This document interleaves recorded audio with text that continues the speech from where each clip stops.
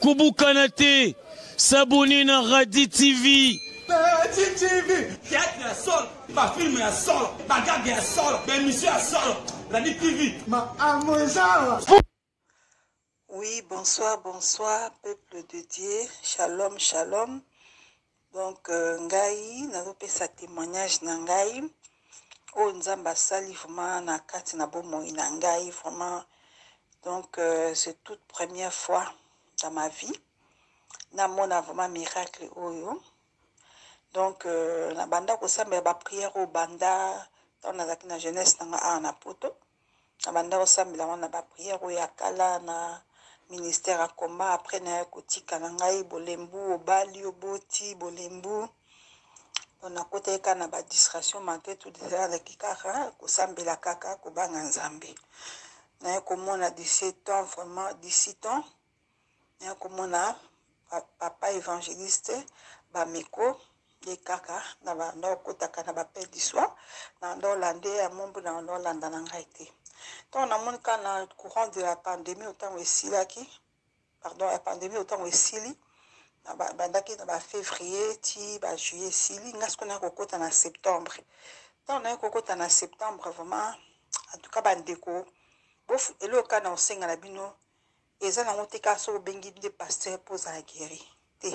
nzamba baki ko ndima na bino nde mutu e ko bikisa bino ko ndima na yo kaka tiango na bref bokomona so lingi papa pa komona pe so na nga papa di ata la photo na liboko na nga na l'épaule na ngai na kina kiste moko déjà za kina problème déjà estomac taka na passa na ba biloko ebele opération donc là et si là hein na comment bien mais ka batanso tout ni saka biloko mike mike donc on a bandi ba prière na ba kinzambe est-ce que vraiment na kokoka ko ça ba prière au tina suka zamba pesanga makasi eza pe facilité na bana ba musuba ko musuba mike ya ki facilité ma binzambe pesa ka saint esprit pesa courage bande ko na osenga na bino kaka bo fungula ka mitema donc clair mune na ba prière oyo évangéliste ba meko azo pesa biso ba directif oyo eza kaka yo na nzambe na yo ko bombela nzambe lisumu moko te bande ko pasola motema na bino fungula bimisa nyonso ko bombela ta nzambe te lo côté po nzambe ayebi na oyebi te osala kitenyo surtout le baka po nzambe moko aja juste fidèle pour pardonner biso na masumu po ayebi tila suki o biso ya mutu ye mta créer ki biso tala kaka. Donc il faut que bombela nzambe te ko fungula motema ko y rappeler nzambe et ça na ma bête rappeler nzambe. Donc la repentance déjà très important dans ma famille ma kabebela ta bo mwana tout ça oyeba kite makamna ko mona na kiste oyo donc tant que bandingai na ke pas médecin nga na kisie abi oh comme sur na kiste na be Paul na ngai oyo ya liboko ya gauche donc na mone vimba ki na ko sa ngo pe photo papa komona ndenge panzani ando to bandi prière na bandika kotia moto kana liboko na ngana zali ko renoncer ba prière na nyoso papa na ko directif so na zokoloba na koloba mbala moko na bando renoncer kaka na zo bimisa ba maladie ba kiste ba estomac makame belé na donc tout na zo bimisa nyoso et ça efficacité bande ko fungula ka mitema ba prière surtout au ya minuit bande ko na ngai ba prière à minuit il y a 17h so sangisi à midi ata raté à midi premier ate sangisa à 17h na minuit ya onde za mutuya na sali kaka 2 semaines na mona kaka kiste dibuko comme ça ba douleur na ko bangabi hôpital o fo ke ko kanga makuna nga mo pe na za monganga na bi okokelo kanga makuna bakangi okune komi makamsusu ya kisto yo binzambe 600 tina suka na mona maloboko na yo atie nzambe na bepreuve na mona kaka kisto ezaki mbuma na bepole nanga awa bandi kumbuma mwa munena epanzani donc epanzani est divisé par 2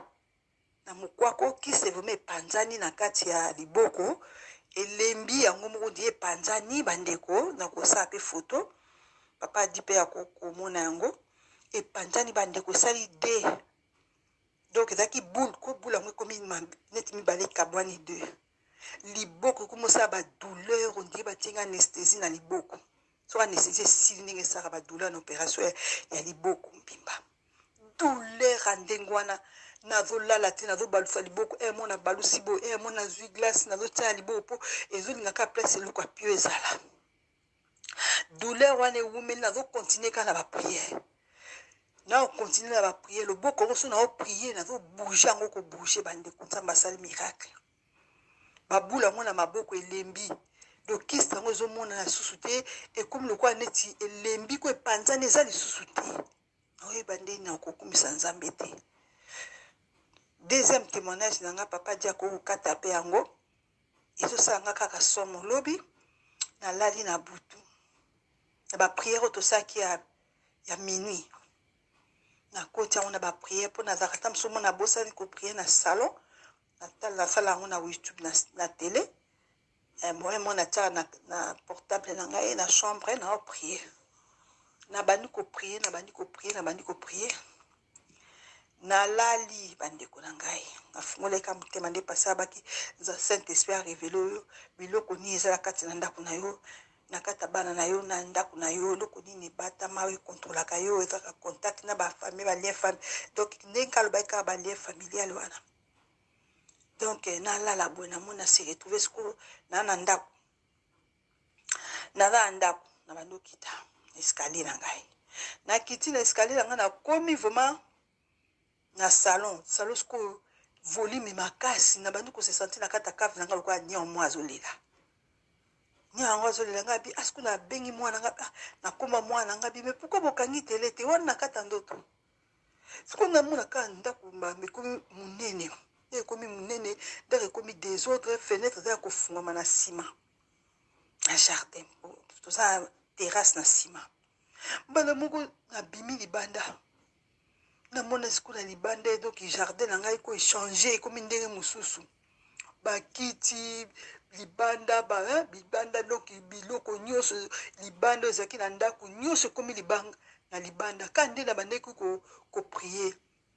mais na kata ndako c'est qui étrange na mona siku bana siku ba sopi ba l'huile sko ndako komi glissante kabi oh bano ndeni ba sopi l'huile boye partout na salon ti donc ndako mbe komi na ba l'huile ba liso tambola ka faut glisser na bima libanda bandeko seigneur abizas ko na olakisa yo première fois na mona te seigneur zotalsanga voiture womi ya mikie nete ba jouer ya noir ekoti na ciment ya jardin et que côté ma place est-ce que ba jabane ezalaka balançoire ya mikie na mulaka batu babimi kuna batu 4 bana basi misato na mibali mibali 5 mobali moko asimi mwana lipeka neti akufa kiboya vyo ayele fiko na ndako na ngai mususu bakili bana bilonga bana basa ona yebi ba moyen na kolobeza tingabi oh lobo ko sali na ndako na ngai oh to yoko kunda bibembe wa cimetière ezalite na ndako oyo na bandi ko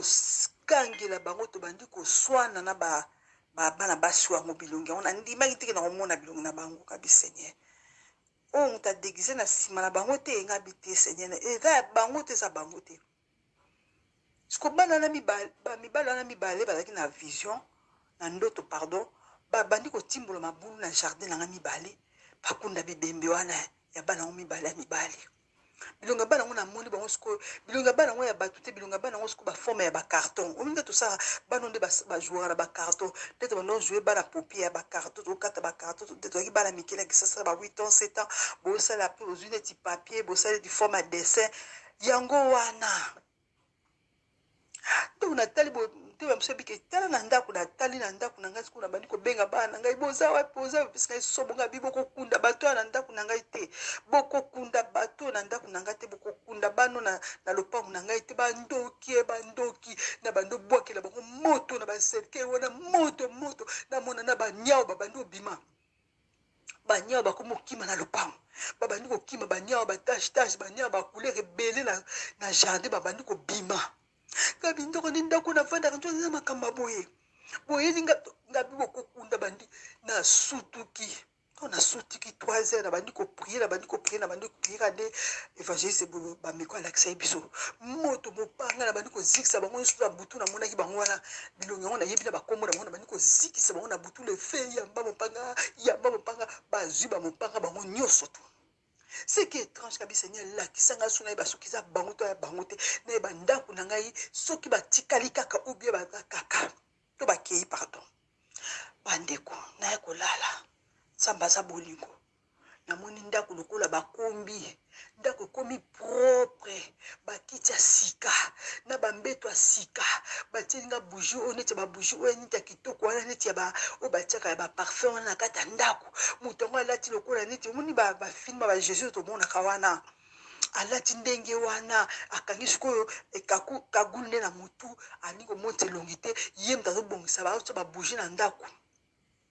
bandeko ndako ezalaki salite komi propre bandeko na ngai natala na libanda boye voisine wana sone ngai alobi o babiloko nyonso to bakiti nyonso to eza libanda boye kobenga bato baya kozwa yango te na bata brocante ngabi nayebi te na comprendre te na libanda ekomi salite na liboso ya loboko na ngai bakiti oyo ezalaki na kati ya ndako ya ngai nyonso eseke trouve libanda do biloko ya sika ekoti na ndako voisine nanga kuta bandi okamwa bi o azoseka kuta bi biloko siko ko bwa onde nga bina yebi wapi onde ngene mutabimisa nga biloko muso eza sika na ndako na mun oya ya kala libanda bandi ko somo na sima ndako na leka bona bina tala sat bakundaki batuana soki bakundaki ndaki na ndako voisine nanga kuta bandi okamwa bi o azoseka kuta bi biloko siko ko bwa onde nga bina yebi wapi onde ngene mutabimisa nga biloko muso eza sika na ndako na mun oya ya kala libanda bandi ko somo na sima ndako na leka bona bina tala sat bakundaki batuana soki bakundaki batuana nzamba za bomoi pa prière eza makasi bandi ko banga nzambe ko somo na sima ndako na leka bona bina tala sat bakundaki batuana soki bakundaki batuana nzamba za bomoi pa prière eza makasi bandi ko banga nzambe totambola ko banga nzambe batombona mo batiaki na basimtia bakundaki wana so ezipami. Amen, amen, amen. Nzambe aza na bomoi. Nzambe asalaka oyo elekela maila batu, elekela ba docteur. Yango ser témoignage ya ser na biso yango boti kolanda. Tikete Nzambe alola oyo asali na 40 jours 40 nuits. APC makasi abatla moko na moko oyo kozwa témoignage à partager. Ya koyoba moto oyo docteur par excellence ya Nzambe. Yango totiaki ba témoignage ya ndeko oyo tozaki ne pendant 40 jours 40 nuits a témoigner na tina ya ba problème to oyo lekele na oyo Nzambe asali pona bomo na bikisie alobi bolandi ya liboso oyo ezaki ya kiste esili na ndoto oyo basokoli ndako na Nzambe alola azana bino. Merci beaucoup au partager massivement. Merci en tout cas.